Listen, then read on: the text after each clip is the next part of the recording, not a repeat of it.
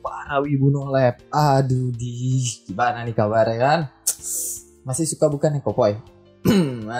Kurang-kurangin deh. Kasihan sabun batang lu ntar habis coy. Nah, di kesempatan kali ini gue mau memberikan rangkuman LN High School DxD volume 15. Dan di volume kali ini ada bagian episode dan ada juga bagian chapter. Jadi jangan bingung ya kalau gue bilang episode 1 dan chapter 1 gitu. Soalnya emang ada 2 part. Dan gue ngerangkum sesuai urutannya ya, Cuk. Dan ya udahlah, daripada banyak basa-basi gitu ya, kita langsung aja ke pembahasannya. Di episode Issei 1 nanti akan dibuka dengan Issei yang mikirin nasib Gravia karena dia dicurigai oleh para dewan iblis. Ya wajar aja sih, Equilt itu adik dari Gravia. Dan penyerangan di stasiun bawah tanah itu dipimpin sama Equilt kan. Jadi ya wajar gitu.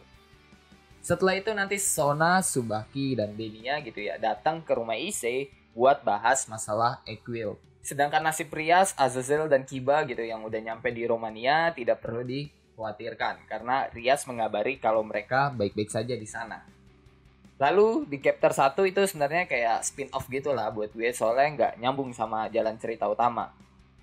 Di chapter ini akan menceritakan Sona gitu kan, yang dipaksa ikut audisi Magical Girl sama kakak siskonnya. Terus nanti Rias akan ikutan tuh kan, karena gak tega sama Sona. Setelah itu mereka akan ganti pakaian ke Magical Girl. Issei dan Saji itu kan langsung kena critical damage gitu ngelihat Rias dan Sona pakai baju Magical Girl. Dan tiba-tiba gitu, Gesper keluar pakai baju Magical Girl juga yang pasti Issei langsung tatap horror ke Gesper, cok. Ya iya gue tahu gitu kan, Gesper cakep banget malah gitu kan. Tapi dia punya ular kadut coy di bawahnya kan. Gesper ikut karena Cereval ngirim dokumen Gesper ke acara audisi. Dan yang gue bingung gitu ya, kok bisa lulus gitu? Padahal Gesper tuh laki-laki. Tolonglah produser gitu ya, kalau audisi yang bener anjir baca profilnya. Setelah itu Miltan datang. Dan kalau lu lupa siapa itu Miltan, nih gue kasih lihat siapa itu Miltan. Gimana? Mau gak sama Miltan, Cok? Kalau gue sih gak deh. Buat lo aja dah. Ikhlas gue, ikhlas. Sumpah dah, ikhlas. Saat lagi istirahat acara audisi, nanti mereka akan didatangi oleh penyihir sesat dari Chaos Brigade yang berjenis kelamin betina pastinya. Dan mereka merasa terhina dengan film yang dibintangi sama Cereval. Setelah itu Cereval akan ngebuat tidur seluruh iblis yang gak ikut terlibat kayak si produser dan kru film. Nanti para penyihir sesat tuh bakal adu sihir tuh sama Magical Girl. Ya siapa lagi gitu kan kalau bukan Cereval, Rias, Sona, Gesper, dan Miltan. Walaupun Gesper dan Miltan gak bisa disebut sebagai Magical Girl, lebih cocok disebut Magical Man mungkin. Oke, balik lagi. Para penyihir sesat nanti bakal dibuat tumbang gitu ya sama serangan Cereval, Rias, dan Sona yang pakai sihir ala Magical Girl, Sailor Moon gitu. Cereval nanti bakal teriak, nah sedangkan Rias bakal teriak, Sona nanti bakal teriak kayak, nah lu bayangin dah tuh, mereka teriak begitu kan, yang pakai sihir dengan ala-ala gaya Sailor Moon gitu. Yang padahal biasanya mereka tuh kelihatan cool, kalem, dewasa gitu kan. Ditambah nanti ada efek-efek love gitu kan dari Rias dan ada bintang-bintang gitu dari Sona pas pakai sihir itu. Dan karena lawannya penyihir betina gitu ya, harusnya lu pada tau lah sihir pamungkas apa yang bakal dipakai untuk situasi seperti ini. Ya apalagi gitu kan kalau bukan dress break. Teknik yang sangat disukai oleh Issei dan Lulu pada yang suka buka kucing poi. Lalu di episode Issei 2 nanti akan menceritakan pembicaraan Issei, Sona, Tsubaki, dan Pirates Rias. Kecuali Rias dan Kiba karena mereka masih berada di Romania. Mereka akan melanjutkan pembicaraan di kolam renang yang ada di rumah Issei. Dan nanti semuanya bakal pakai bikini. Dan ini adalah kali pertama Issei ngelihat Sona dan Tsubaki pakai bikini yang gak pernah diperlihatkan sekalipun. Nah, saat Asia muncul gitu dengan bikini kawaiinya kan, Kosmir nongol dari dalam kolam renang sambil teriak, Asiatan, pakai baju renang sekolah. Aku ingin minum air kolam renang yang dipakai Asiatan. Anjing nih, naga mesum kampret, sumpah makin ancur match gue sama Fafnir. Bangsat lah. Oke, balik lagi. Di sini kita juga akan diberitahu gitu kalau banyak organisasi penyihir, bukan hanya milik Mepsito doang. Salah satu dari mereka adalah Hixinek, asosiasi penyihir yang menyerang Kuo Academy di Siang Bolong kemarin. Dan yang memimpin asosiasi penyihir mereka adalah pemegang Longinus Incinerate Athep. Lalu nanti Kuroka dan Levi akan ikut nimbrung di kolam renang, yang menandakan urusan tim Valley sudah kelar. Kuroka akan memberitahu gitu kalau yang nyerang tim Valley adalah Evil Dragon Azi Dahaka, yang kekuatannya lebih gila dari Grindel. Kalimat yang dibilang Equil kemarin di volume sebelumnya, yang bilang dia kesusahan melawan si putih adalah Azi Dahaka yang terluka parah. Tapi itu tidak membuat Azi Dahaka tumbang, malah menikmati setiap luka yang dia terima. Setelah pembicaraan itu, Issei bertanya pada Sona, siapa yang dia reinkarnasi pertama kali? Yang pasti kalian udah tahu gitu jawabannya, dia adalah Tsubaki. Tapi yang menarik adalah Tsubaki bukanlah manusia normal, melainkan seorang Omyoji. Karena klan Shindra itu sama seperti klan Himejima yang merupakan klan pembasmi roh jahat. Dan satu fakta lagi gitu kalau ternyata Tsubaki itu diisolasi sama klan Shindra. Kalau kalian yang nggak tahu isolasi itu apa, isolasi itu kayak dikurung dalam suatu ruangan dan nggak boleh keluar sama sekali gitu. Nah, Tsubaki tuh diisolasi sama klannya sendiri karena memegang Secret Gear Mirror Alice yang menurut klan Shindra itu aneh karena mereka nggak tahu kekuatan tentang Secret Gear. Dasar orang kampung, maaf. Dan episode Issei 2 akan ditutup dengan Akeno yang ingin menceritakan pertemuannya dengan Rias. Di chapter 2 nanti akan menceritakan flashback pertemuan Rias dengan Akeno yang pertama kalinya. Yang menurut gue adalah salah satu adegan drama terbaik gitu kan di High School DxD. Nah, chapter 2 ini nanti akan dibuka gitu dengan Akeno yang baru saja kehilangan ibunya dan harus hidup melarikan diri dari kejaran klan Himejima. Akeno yang masih berusia 10 tahun akan menjalani kerasnya hidup tanpa satu orang pun ada di sisinya. Duit yang Akeno miliki hanya sisa tabungan miliknya, dan dia berniat membeli hadiah untuk almarhum ibunya dengan duit itu. Tapi rasa lapar yang sudah Akeno tahan gitu kan selama berhari-hari membuat Akeno gak kuat lagi dan dia menggunakan duit itu untuk membeli makanan. Di setiap suapan makan Akeno meneteskan air mata dan dia mengatakan maaf kepada ibunya gitu karena menggunakan tabungan yang harusnya dia gunakan untuk membeli hadiah pada ibunya yang setelah meninggal pun dia tidak bisa memberikan satu hadiah pun untuk almarhum ibunya. Bentar cuk, netes nih cuk air mata gue cuk. Selama dalam kejaran klan Himejima, Akeno berkeliling Jepang dan tidur di emperan jalan gitu kan sambil menemukan kuil yang tidak terpakai untuk dia tinggali sementara.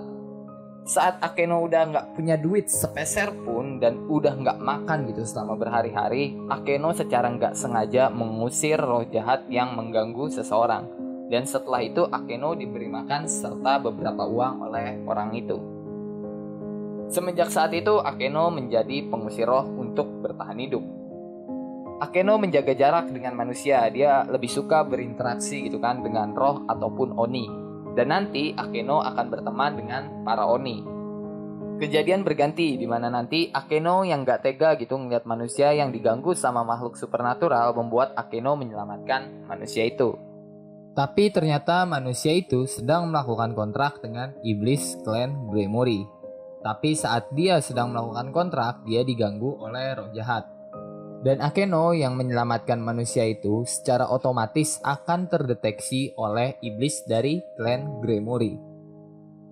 Setelah itu, Akeno langsung mengemasi semua barang-barangnya karena dia tahu iblis klan Gremory akan mencarinya. Dan bener aja gitu, Akeno yang lagi mengemasi barangnya didatangi sama iblis klan Gremory yang merupakan seorang bocah berusia 10 tahun berambut merah yang lu pasti udah bisa ngeduga siapa. Ya siapa lagi kalau bukan Rias Gremory. Itu adalah pertemuan pertama mereka yang cukup singkat. Karena setelah ngobrol dengan Akeno, Rias pergi dengan memberikan tawaran menjadi salah satu dari bawahannya. Setelah Rias pergi, tidak lama datang anggota klan Himejima yang mengejar Akeno.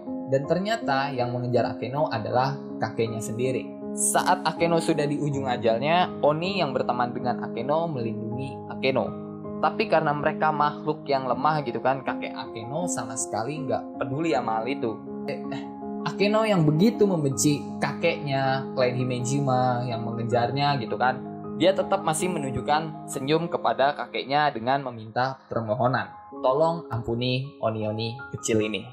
Kakeknya setuju dan Akeno meminta satu permohonan lagi, yaitu tolong letakkan makamku di samping makam ibuku.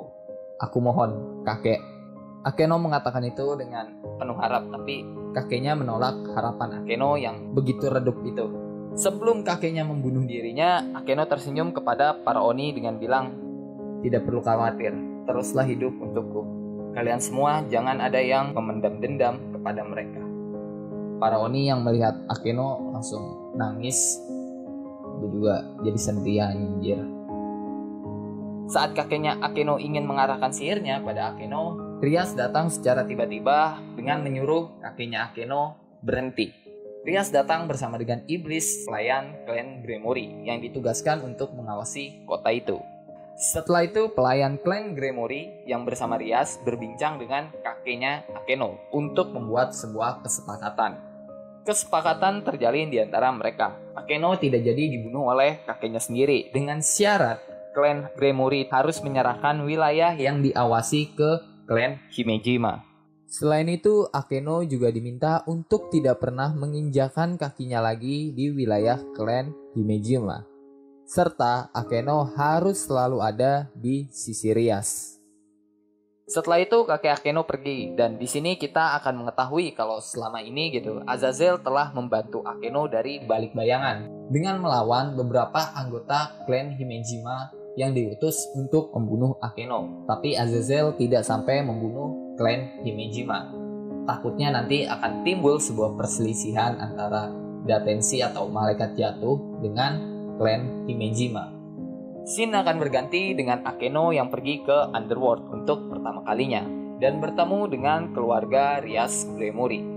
Dan dia mulai dekat dengan Rias. Setelah itu Akeno menjadi queen dari Rias. Di Issei episode 3 nanti akan dibuka dengan Issei yang nangis setelah mendengar kisah Akeno. Ya gue ngerti sih, gue juga termasuk orang yang tersentuh. Dan ada orang brengsek gitu kan yang sama sekali gak peduli sama cerita sedih itu dan dia lebih memilih berenang gitu di kolam renang. Setelah itu trio gereja gitu yang terdiri dari Asia, Xenovia, dan Irina nanti akan berebut posisi untuk berada di sekitar Issei. Dan bagian ini akan ditutup dengan flashback trio gereja yang sedang berbelanja. Di chapter 3 akan menceritakan flashback trio gereja yang berbelanja. Gue nggak bakal ceritain banyak di sini, nggak penting juga gitu sebenarnya kisah belanja trio gereja itu. Trio gereja atau Xenovia, Asia, dan Irina akan berbelanja di Akihabara. Mereka akan membeli baju cosplay untuk semua wanita yang tinggal di kediaman Hyodo. Nanti mereka akan membelikan game eroge gitu kan untuk Issei dan abis itu mereka pulang. Udah gitu doang gitu. Jadi ya nggak ada yang penting kan. Lalu di episode Issei 4 akan menceritakan Issei yang bertanya cara menerjang sihir pada Xenovia dan Irina. Xenovia nanti bakal bilang insting. Anjing kan? Sedangkan Irina nanti dia akan bilang bertarung di depan dengan dukungan support dari belakang. Setelah itu Rosewes akan gabung dengan mereka dan mulai menjelaskan tentang anti sihir. Dan bagian ini akan ditutup dengan flashback Issei yang mengunjungi Institut Grigori. Buat lu pada yang gak tahu apa itu institut itu organisasi penyelidikan ilmiah atau suatu pendidikan. Intinya kayak gitu. Di chapter 4 akan dibuka dengan Akeno yang meminta Issei untuk menemaninya ke Institut Grigori yang ada di Kanto. Issei setuju untuk menemani Akeno, tapi tanpa disangka-sangka gitu kan, Gesper mengajukan diri untuk ikut ke Institut Grigori. Yang kita tahu gitu kan, Gesper adalah makhluk yang gak pernah mau keluar dari ruang klub. Tapi tiba-tiba Gesper mau ikut gitu kan. Itu karena dia saking tertariknya gitu dengan Institut Grigori. Scene berganti di mana nanti mereka bertiga telah sampai di Institut Grigori. Dan nanti mereka akan bertemu dengan Azazel. Lalu Akeno memberitahu gitu kan tujuannya datang ke Institut Gregory karena dia sedang mencari Barakiel, ayahnya sendiri. Nah, saat mereka lagi asik ngerumpi gitu kan, Sahariel, salah satu petinggi dari Malaikat Jatuh, datang ke tempat mereka dengan membawa sebuah laporan kepada Azazel. Sahariel meminta untuk melakukan sebuah penelitian dan Azazel menyetujui itu. Setelah mendapatkan izin dari Azazel, Sahariel yang ngeliat Gesper gitu kan langsung terpesona gitu sama waifu berbatang itu. Karena Sahariel lagi mencari vampir untuk dijadikan objek penelitiannya. Dan dengan rayuan-rayuan manis gitu kan yang ngebuat Gesper jadi kuat, akhirnya Sahariel berhasil membawa Gesper untuk dijadikan objek penelitiannya. Setelah itu, Azazel nanti akan membawa Akeno dan Issei untuk mencari Barakiel. Mereka nanti akan bertemu dengan beberapa petinggi Malaikat Jatuh. Dan Akeno diminta tolong oleh salah satu petinggi Malaikat Jatuh yang bernama Penamue. Scene berganti di mana mereka nanti akan menemukan Barakiel. Dan Akeno akan memberikan makanan buatannya kepada ayahnya itu. Mereka akan berbincang kecil untuk memperbaiki hubungan ayah anak mereka yang benar-benar hancur tuh kan.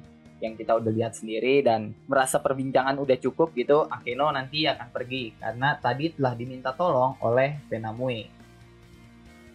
Setelah Akeno pergi, Issei akan dibawa oleh Barakiel ke tempat pelatihan pengguna Secret Gear yang ada di Institut Gregory yang terletak di Kanto. Mereka akan bertemu dengan Armaros, salah satu petinggi Malaikat Jatuh juga. Dan Issei nanti akan dibawa oleh Armaros untuk melakukan pelatihan seperti yang dilakukan oleh Saji sebelumnya. Kalau lu pada lupa, itu ada di season 3 waktu Issei dilatih sama Tanin dan Azazel, sedangkan Saji dibawa ke Gregory. Nah, waktu Issei ngelihat proses latihan Saji kan, yang waktu itu Issei menyimpulkan kalau ini bukan pelatihan cowok, tapi penyiksaan. Karena nanti Saji kayak bakal disiksa terus dimodifikasi gitu kan sampai dikasih tato G gitu kan yang berarti Gregory di punggungnya dengan besi panas gitu. Nah, saat sebelum memulai adegan siksa menyiksa dari Armaros ke Issei itu nanti Issei akan diperlihatkan sebuah layar monitor yang di sana nanti terletak Gesper yang sedang dioperasikan sama Sahariel. Setelah itu layar akan berganti lagi dan nanti akan menampilkan Barakiel yang diikat dengan memasang wajah penuh kenikmatan gitu kan karena dicambuk sama Akeno sama. Dan chapter ini gitu akan ditutup dengan Issei yang melewati masa siksaannya. Orang-orang yang punya status tinggi di DxD kagak ada yang bener anjir kecuali si Michelle doang kampret. Nanti di episode Issei 5 akan dibuka gitu kan dengan Koneko yang meminta Kuroka untuk latih dirinya dan Gesper. Tapi Kuroka nggak peduli gitu sama hal itu dan dia lebih memilih menatap Issei gitu kan yang ngebuat hati Issei cenat-cenut gitu kayak lagunya Smash. Kuroka meminta Issei untuk menjadikan Levi sebagai penyihir kontraknya. Nah, Raphael yang statusnya sebagai manajer Issei gitu kan yang sangat peduli terhadap Lord Issei, sang Opai Dragon itu, dia langsung menolak gitu permintaan Kuroka. Karena Levi adalah seorang buronan yang sedang dicari oleh banyak makhluk supernatural dari berbagai faction. Tapi Issei bilang dia tertarik dengan Levi dan ya mau gak mau gitu ya Raphael harus setuju dengan permintaan Issei. Dan akhirnya Raphael melakukan sedikit interview dengan Levi. Setelah interview Raphael dan Levi, nanti mereka akan kedatangan Griselda Quarta, kakak dari Seknovia. Dan nanti Griselda bakal ditemani sama dua pria ikemen gitu kan. Yang dua pria ikemen itu adalah karakter OP. Dan dua karakter itu adalah Tobio Ikuse dan Julio Gesualdo. Mereka datang ke tempat Issei karena sedang membahas tentang Chaos Brigade dan penyerangan yang terjadi di stasiun bawah tanah. Dan mereka merasa punya andil untuk membahas hal itu juga. Jadi mereka datang ke tempat Issei. Dan chapter ini akan ditutup dengan Tobio yang mengatakan kalau dia akan melatih Issei. Dan Julio juga mengatakan hal yang sama kalau dia akan melatih Issei. Nah, berikutnya episode akan berganti ke episode Azazel 1 yang menceritakan dari sudut pandang Azazel. Episode ini akan dibuka dengan Azazel yang berada di Romania. Setelah berpisah dari Rias dan Kiba, Azazel pergi berkeliling di wilayah Carmilla Faction yang ditutupi oleh awan berkabut yang mirip awannya Giok, yang berfungsi sebagai kekai atau penghalang dari dunia luar. Azazel meminta pertemuan dengan Ratu Carmilla, tapi Ratu Carmilla menolak karena Ratu Carmilla ada pertemuan lain. Setelah itu Azazel memasuki kamarnya dan secara tiba-tiba gitu kan pengawas dari Azazel jatuh pingsan. Dan itu karena ulah dari muridnya sendiri, yang tidak lain dan tidak bukan adalah Hakuryuko pencinta bemper belakang, Vali Lucifer. Vali mendatangi Azazel karena dia ingin melaporkan kejadian yang dia dan murid Quo Academy alami, yaitu penyerangan yang dilakukan oleh Evil Dragon. Yang gue yakin kalau Vali dapat informasi kalau murid Quo Academy diserang dari Evil Dragon dari Equil. Vali mengatakan bahwa Azidahaka lebih kuat dari Pluto, yang katanya Grim Reaper terkuat. Dan Vali sangat menikmati gitu kan pertarungannya dengan Azidahaka. Jadi baik Vali ataupun Azidahaka mereka sangat menikmati gitu pertarungan adu jotos mereka. Vali dan Azazel yang saling berbagi informasi gitu ya, akhirnya sadar gitu kalau dua Evil Dragon yang harusnya udah jadi almarhum gitu kan, kenapa bisa bangkit lagi gitu. Dan mereka mulai curiga kalau ini ada kaitannya dengan Sephiroth Grail yang saat ini dipegang oleh ras vampir. Dan mereka mulai curiga bahwa ras vampir terkait dengan Chaos Brigade. Di chapter 5 nanti akan menceritakan tim Vali yang sedang mencari Swanzang untuk menyembuhkan Albion yang mengalami gangguan mental setelah tahu kalau Sekiryu Masaki ini adalah penggila semangka kembar yang suka bergoyang. Bahkan Fenris sangat membenci Issei gitu ya, karena terlalu terobsesi dengan gumpalan lemak itu.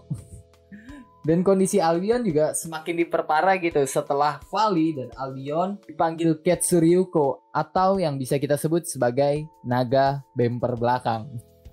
Nah, untuk Swanzang sendiri dia adalah biksu yang diangkat jadi Buddha, dan dengan kata lain dia adalah manusia yang sekarang jadi dewa. Karena Buddha memiliki kedudukan yang sama seperti dewa. Setelah konsultasi dengan Swanzang, tim Vali akan kedatangan Raja Tanduk Emas dan Raja Tanduk Perak yang kita sebut aja lah sebagai Qin dan Gin. Qin dan Gin adalah yokai legendaris yang kekuatannya lebih kuat dari Yasaka. Bahkan keberadaan mereka gitu tertulis di kitab Buddha yang ada di High School DxD. Vali yang melihat kedatangan Qin dan Gin langsung menanyakan kepada mereka di mana tempat Pangeran Naza tinggal. Pangeran Naza adalah seorang Buddha yang kekuatannya di atas Sun Wukong generasi pertama. Dan berarti kekuatan Pangeran Naza ada di 2-3 tingkat di atas Yasaka. Nah, Gin dan Qin gak mau jawab pertanyaan dari Vali tuh. Dan mereka yang memiliki hobi adu jotos juga kayak Vali, jadilah pertempuran di antara mereka. Nah, sebelum pertempuran dimulai itu ya, dengan begonya gitu, Biko sama Kuroka kesedot gitu ke dalam labu merah. Yang harusnya yokai itu tahu gitu, apa itu dari labu merah. Nah, buat lo yang nggak tahu labu merah itu apa, labu merah itu adalah senjata yang bisa nyedot makhluk hidup atau suatu objek tertentu. Kalau lo pada nonton Naruto gitu ya, yang harusnya gue yakin sih lo pada nonton Naruto gitu, lo pasti tahu Kinkaku dan Ginkaku. Nah, kalau lo tahu Kinkaku dan Ginkaku, lu harusnya tahu senjata yang dimiliki oleh mereka. Kayak labu merah, kipas palm, atau pedang 7 bintang. Setelah itu, Vali yang memiliki hobi adu jotos menyuruh Arthur, Levi, atau Fenrir nggak boleh ikut campur dalam urusannya. Dalam pertempuran itu jelas Vali keluar sebagai pemenangnya. Tapi itu bukan karena Vali kuat, tapi karena Qin dan Gin tidak memakai ki mereka dalam pertahanan. Buat lu pada gitu yang nggak tahu ki itu apa, ki itu adalah sebuah energi yang ada di alam. Dan ini adalah energi alami yang dimiliki oleh yokai. Setelah itu, Qin dan Gin akan mengatakan segala sesuatu yang berhubungan dengan Pangeran Naza ada kaitannya dengan Lotus. Setelah mendapatkan informasi yang menurut Vali sangat berguna itu, Vali akhirnya mengambil labu merah milik Qin dan Gin. Tapi Vali tidak mengeluarkan Kuroka dan Biko karena Vali sangat-sangat kesel gitu ya dengan dua yokai bego itu yang dengan begonya kesedot ke labu merah. Padahal labu merah itu adalah senjata yang dari dulu udah dimiliki sama yokai. Yang harusnya mereka tahu gitu apa itu labu merah.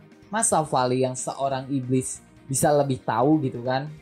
Bahkan Fenrir yang dulunya berasal dari wilayah Nordik bisa tahu apa itu labu merah dibandingkan Kuroka dan Biko yang harusnya mereka lebih tahu.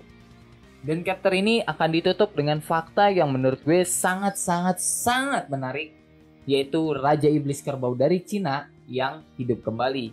Dan dia adalah Chrome Quartz.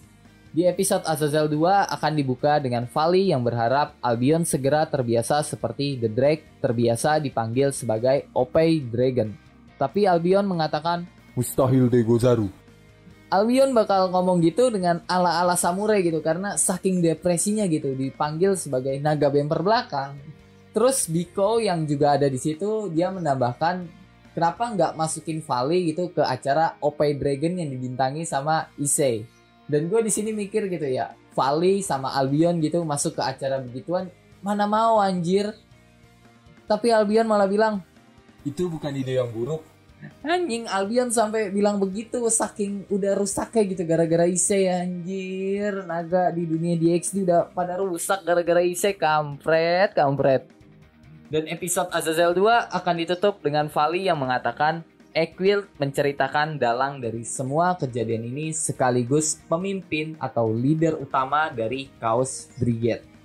Bagian berikutnya episode akan berganti ke episode Kyoto 1. Episode ini akan dibuka dengan Kiba yang lagi ada di Romania. Kiba yang lagi di kamar gitu kan didatangi sama Rias yang lagi gabut gitu karena nggak ada temen ngerumpi sesama ciwi-ciwinya gitu kan. Jadi dia mutusin buat ke kamar Kiba untuk nemenin dia ngerumpi. Nah, karena di luar sedang turun salju juga gitu ya, Kiba dan Rias jadi ingat pertemuan pertama mereka. Dan episode Yuto 1 akan ditutup dengan Kiba yang mengingat kembali kejadian masa-masa itu. Chapter 6 akan mengisahkan flashback pertemuan Kiba dan Rias, tapi bakal gue singkatnya di sini gitu ya. Nah, chapter ini dibuka dengan Kiba yang berada di laboratorium untuk melakukan percobaan Excalibur. Seperti yang udah kita dengar di season 2. Kalau Kiba itu adalah bahan percobaan untuk proyek Excalibur. Para peneliti yang merasa gagal dengan proyek Excalibur kali ini memutuskan untuk membunuh semua anak yang terlibat dalam proyek Excalibur, termasuk Kiba. Tapi salah satu anak mendorong peneliti yang sedang membuka pintu. Dan anak itu langsung menyuruh Kiba untuk lari. Kiba langsung lari keluar dari laboratorium. Tapi dia harus jatuh saat berada di hutan karena dia telah menghisap gas beracun yang digunakan oleh para peneliti untuk membunuh anak-anak yang menjadi bahan percobaan proyek Excalibur. Dengan salju yang turun begitu lebatnya, Kiba siap menjemput ajalnya. Tapi rambut Crimson yang menjadi pusat di tengah malam bersalju itu menghampiri Kiba. Kiba nggak ngelihat mukanya karena dia kehilangan kesadarannya. Dan saat Kiba bangun, dia sudah berada di sebuah kamar. Dan dia disambut oleh Rias, Akeno, dan Koneko. Setelah itu Okita Soji datang ke tempat Kiba. Dan dia membawa Kiba ke sebuah gunung untuk melatih Kiba. Okita Soji di sana tidak hanya mengajarkan Kiba tentang ilmu berpedang. Tapi dia juga mengajarkan Kiba tentang bersosialisasi, ilmu mental, dan ya sebagainya lah.